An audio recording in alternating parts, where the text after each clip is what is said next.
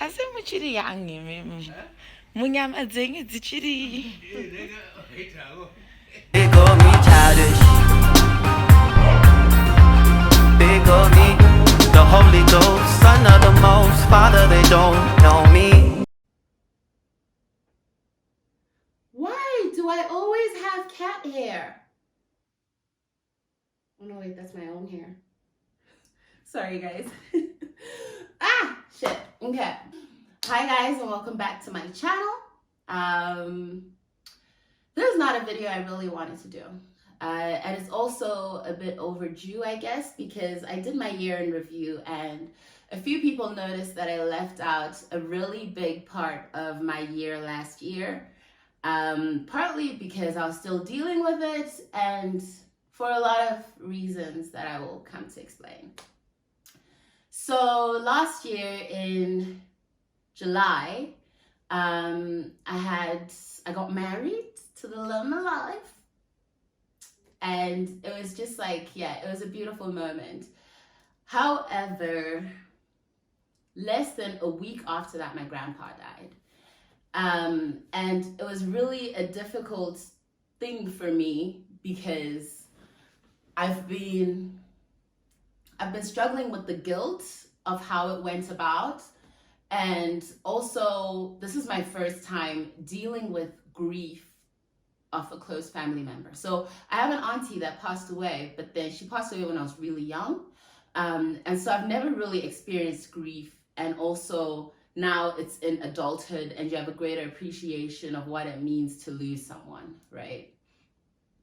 And I'm very sure I'm not the only person that's been through this. And one of the things that I've learned is that grief is a very personal thing. And a lot of people are going through it, especially over the pandemic. You know, it didn't make sense at the time for me to make a video about it because I felt like, you know, so many people have lost people, right? And my grief is no bigger than anyone else's grief. Everyone is going through their own shit, Tash, jeez. But then when people started reaching out to me and being like, you know, why didn't you tell us? Especially like people who are subscribed to me. I was like taken aback, if I'm being honest. Because I didn't know that y'all cared like that. So thank you to the people that reached out to me. And so from that comes this video. What had happened was about a week before my wedding. Yeah, about a week before my wedding. Because initially, both my gogo and my sekuru were supposed to come to my wedding. But my sekuru is a very responsible person. And he always kind of used to let my gogo go and travel and do whatever she wants to do. Like, she'll be in England this week and be doing something else next week. Because there was always that steady base that he's always going to be at home, taking care of the cows, taking care of the household, etc., etc. And he really loved doing that. Like, he was really, in my opinion, the epitome of, like, you know, baba bemba.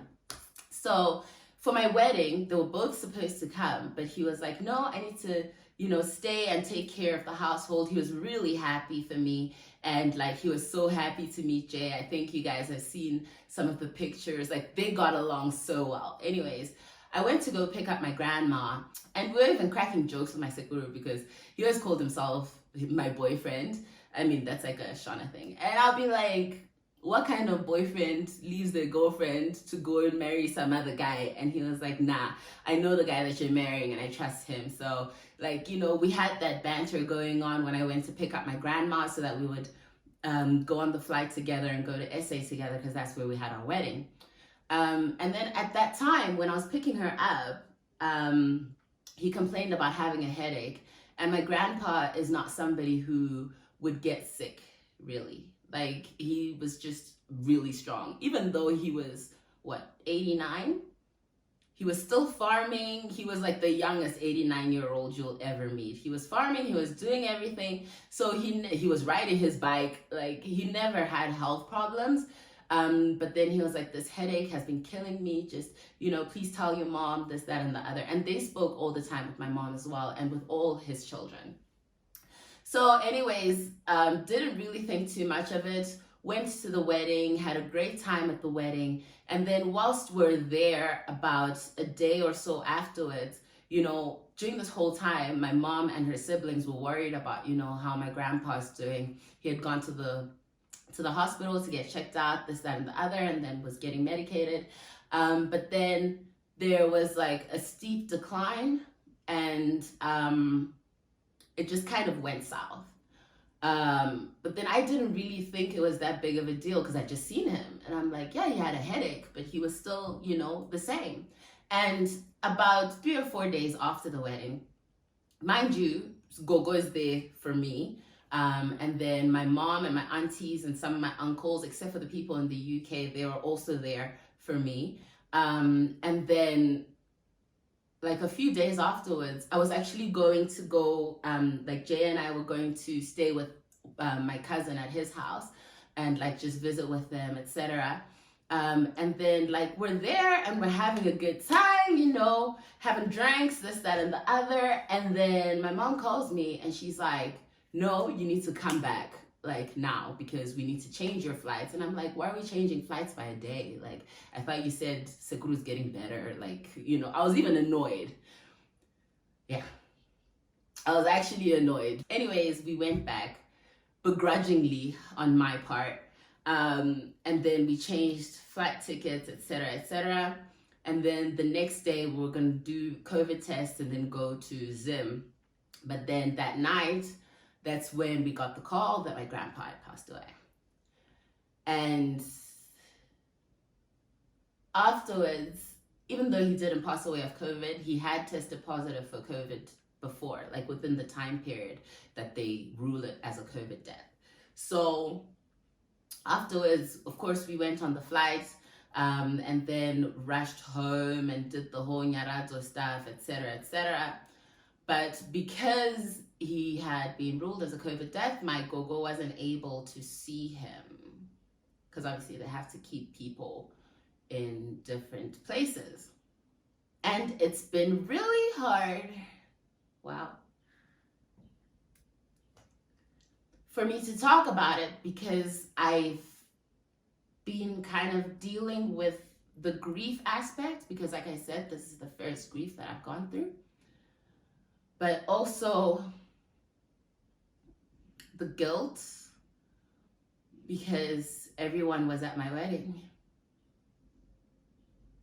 And I was even annoyed that you were trying to make me change flights and do this, that, and the other, where the person who's been with him for her whole life, because they got together when my grandma was really young, and he's literally the only person she's ever known. So the person who's been with him her whole life can't even see him.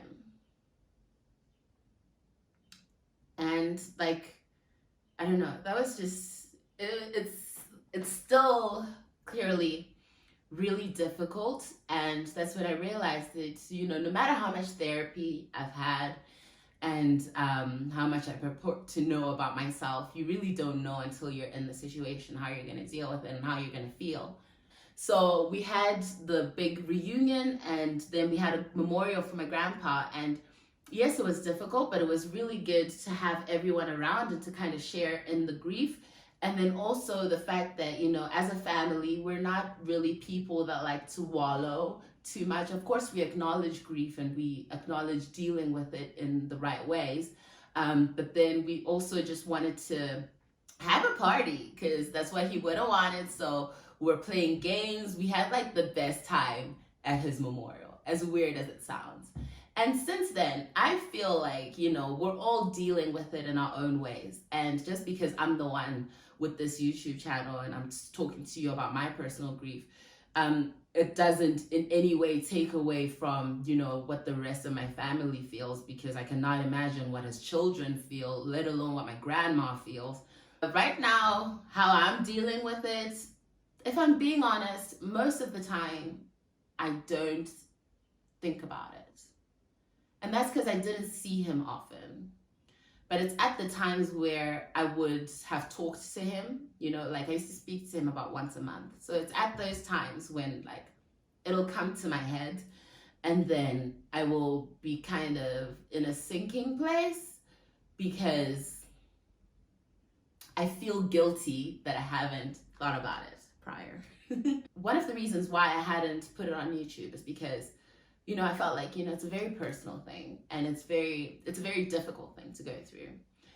I hadn't realized that, you know, by sharing your life on YouTube, it seems like common sense, but I hadn't realized that by sharing your life on YouTube, you actually, you have stakeholders, right? Like the people who watch you get invested in your life. So in some way, even though you feel like they won't understand my grief, they will kind of in their own way, because this is someone that you showed to them. So when I got those messages from certain people, I was like, okay, yeah, I get it. And so, yeah, that's what happened with my grandpa. Unfortunately, he passed away.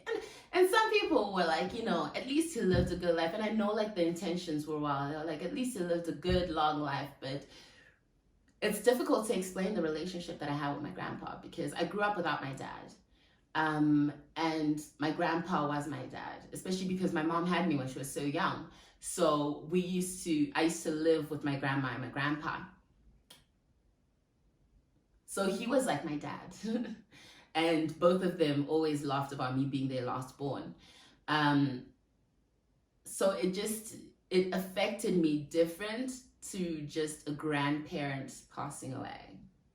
Part of me felt like I didn't want to share my grief because people might not understand the depth of my grief.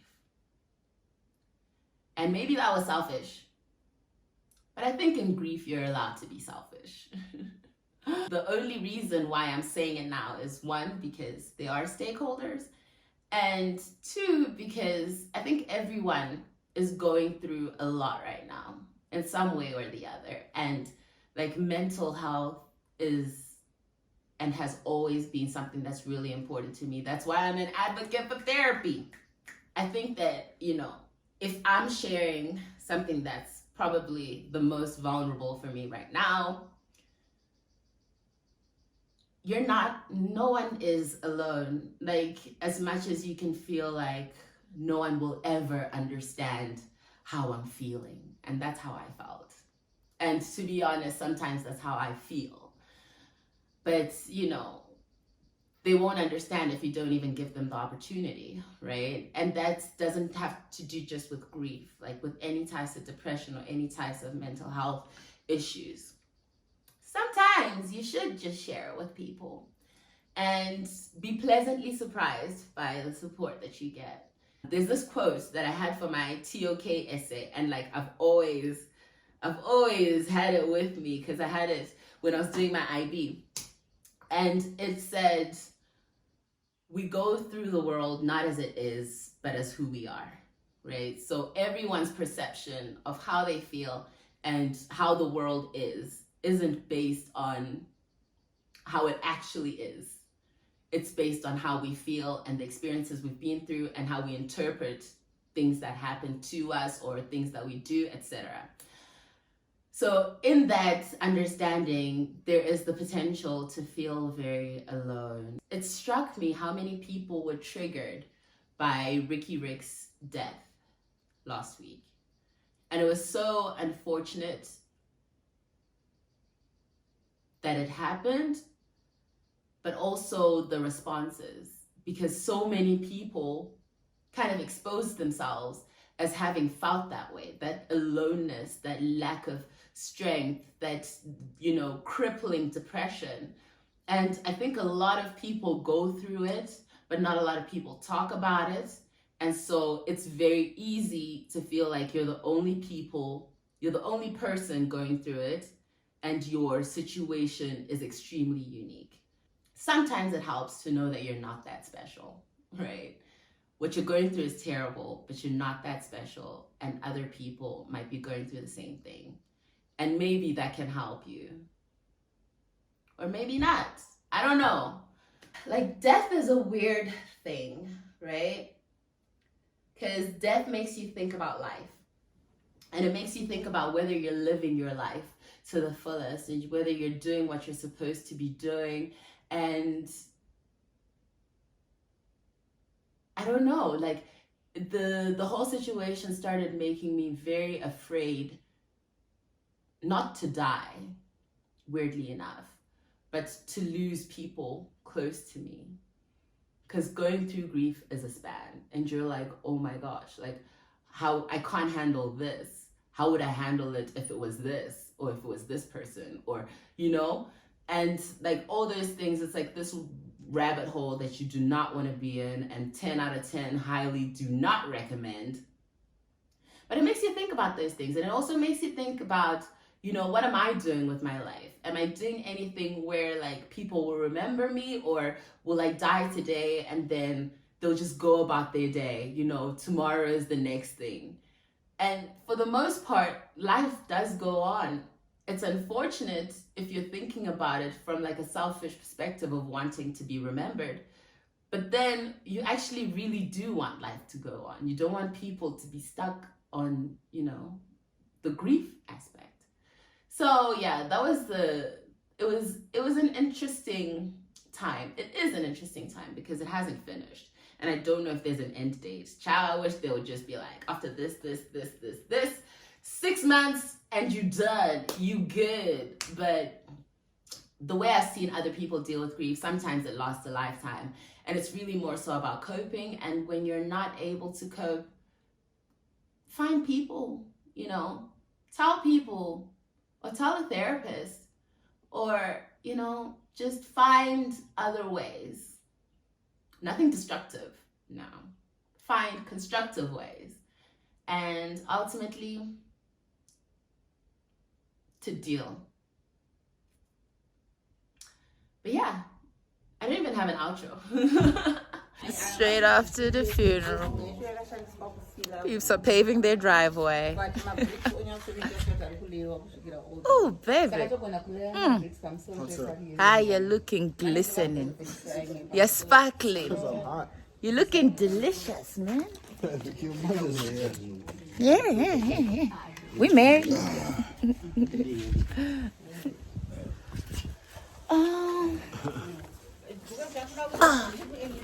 Oh, exhausted. My feet hurt. I think it's because of the heat. The heat. It's a bit of the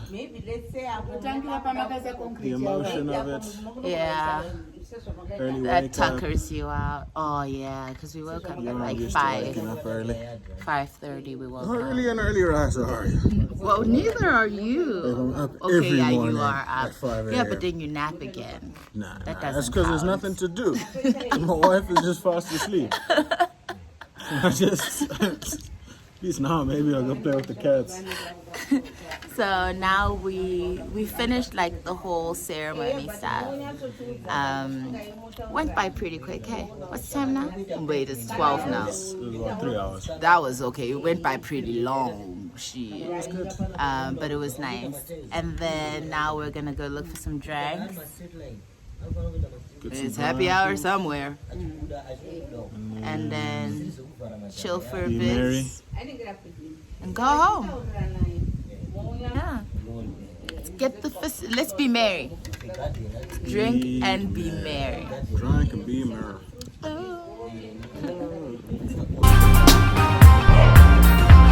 Big of me, the Holy Ghost, Son of the Most, Father, they don't know